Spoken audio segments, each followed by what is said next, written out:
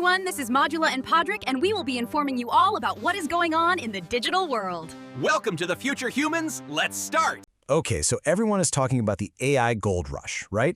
But let's be honest, are they talking about the right things? Today, we're going to cut right through all that hype and look at something that most people just completely ignore. The actual, and let's face it, often deeply flawed business models behind all these AI startups. This quote right here just nails it. It has never, ever been easier to spin up an AI app. It feels like a revolution is happening every single day. But that ease, that accessibility, it hides a massive problem. The second you peek under the hood at the actual economics, well, the picture gets a whole lot less rosy.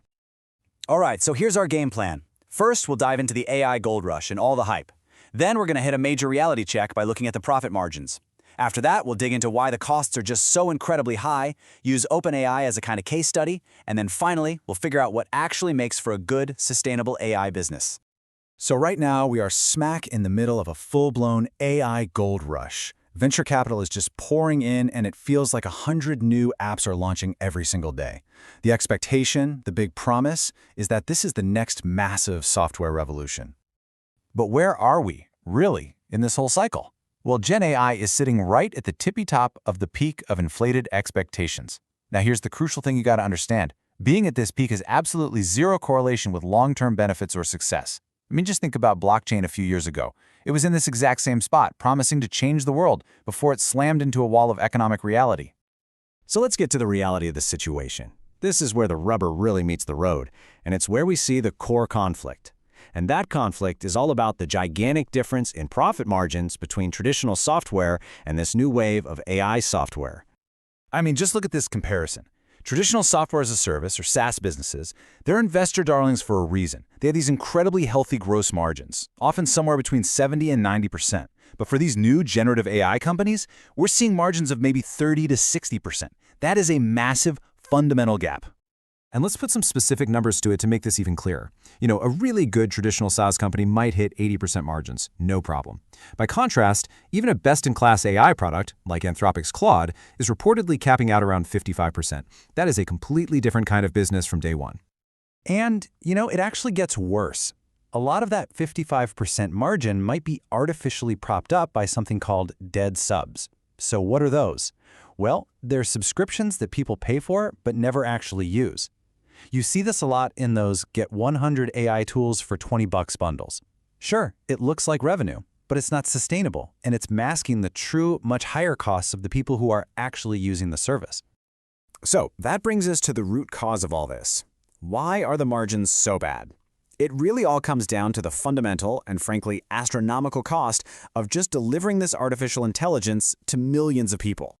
It's the multi-million-dollar question, isn't it? Why is there such a massive economic gap between old-school software and new AI software? Well, the answer is in something called unit economics. And here's the crucial difference. For traditional software, once you build the thing, adding a new user costs you practically nothing. The costs are fixed. But for a GenAI app, every single user action, every single query, every image you generate, it costs real money in computing power. The costs are variable, and they scale right alongside your users, just eating away at your profits. And to put that into perspective, just get your head around this number. Last year, it was estimated that OpenAI was spending around $700,000 every single day just to keep the free version of ChatGPT up and running. That's $250 million a year. The scale is just mind-boggling. Here's another crazy example. When GitHub Copilot launched $10 a month, Microsoft, one of the biggest companies on the planet, was reportedly losing almost $20 a month on the average active user. And for their power users, they were losing a staggering $80 a month. That's not a business model, that is a money pit. So this creates a really difficult situation, this kind of user paradox. To avoid going bankrupt, companies have to put limits on how much you can use their AI. But we, as users, have been trained for decades on all-you-can-eat software. So when we hit those limits, we get frustrated and we cancel. It's an incredibly tough balancing act. So let's zoom in on the market leader, OpenAI. I mean, if anyone has this whole thing figured out, it's got to be them, right? Well, the numbers tell a much more complicated story. Okay, first up, let's talk about their conversion rate. Of the hundreds of millions of people using ChatGPT, estimates suggest that less than 2% are actually paying customers. In the software world, a 2% conversion rate for a product that's supposed to be a global disruptor, that is alarmingly low. And here's something you gotta think about. OpenAI often talks about its weekly active users, not the industry standard, which is monthly active users. So why do that?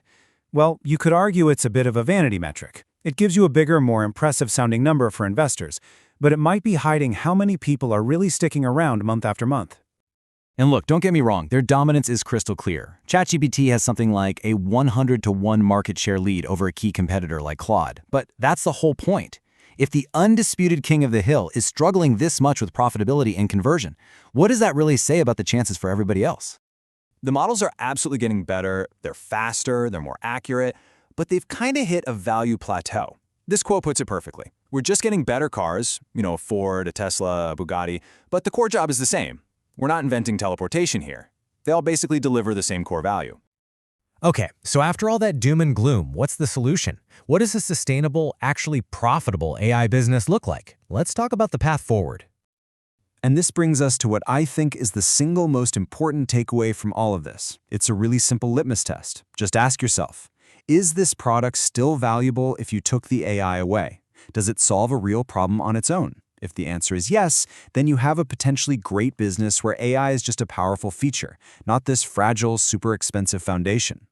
And this, right here, is where the real money is. It's not in the flashy consumer apps. It's in solving boring, difficult, text-heavy problems in old-school industries like law and accounting and pharma.